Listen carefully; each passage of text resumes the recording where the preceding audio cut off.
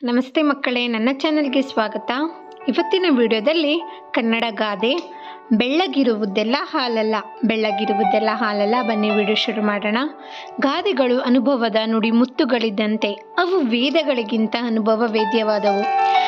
ಯಾವುದೇ ಒಂದು ವಸ್ತುವಿನ ಹೊರಗಿನ ಲಕ್ಷಣವನ್ನು ಮಾನದಂಡವಾಗಿ ಪರಿಗಣಿಸಲು ಸಾಧ್ಯವಿಲ್ಲ.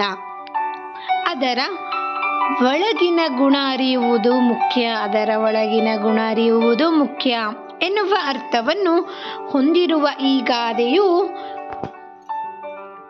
ಹೊಳೆಯುವುದೆಲ್ಲ ಚಿನ್ನವಲ್ಲ ಎಂಬಂತಹ ಅರ್ಥವನ್ನು ಹೊಂದಿರುವ ಈ ಗಾದೆಯು ಹೊಳೆಯುವುದೆಲ್ಲ ಚಿನ್ನವಲ್ಲ. 2 ಸತಿ ಬರೆದಿದ್ದೀನಿ ಮಕ್ಕಳೇ, ಸಾರಿ. ಎಂಬಂತಹ ಅರ್ಥವನ್ನು ಹೊಂದಿದೆ. ಇದು ಹೊಳೆಯುವುದೆಲ್ಲ ಚಿನ್ನವಲ್ಲ, ಒಂದು ಸೆಂಟೆನ್ಸ್ ಬರ್ಕೊಳ್ಳಿ ಸಾಕು. ನಾನು ರಿಪೀಟೆಡ್ಲಿ ಬರೆದಿದ್ದೀನಿ, ಸಾರಿ. ಹಾಲು ಬಿಳಿಯ ದ್ರವ, ಪವಿತ್ರವಾದ ಅಮೃತಕ್ಕೆ ಸಮಾನವಾದ ಹಾಲು. ದೇವರ ಅಭಿಷೇಕದಂತಹ ಪವಿತ್ರವಾದ ಕೈಕಾರ್ಯಕ್ಕೆ ಪ್ರಾಪ್ತವಾಗುತ್ತದೆ. ಮಕ್ಕಳ ಸಮತೋಲನ ಆಹಾರಕ್ಕೂ ಇದು ಮುಖ್ಯ. ಇದಾದ ನಂತರ ಆದರೆ ಇದೇ ಬಣ್ಣ ಹೊಂದಿರುವ ಸುಣ್ಣದ ನೀರು ಸಹ ಹೀಗೆ ಇದ್ದರೂ ಇದು ಹಾಲಲ್ಲ.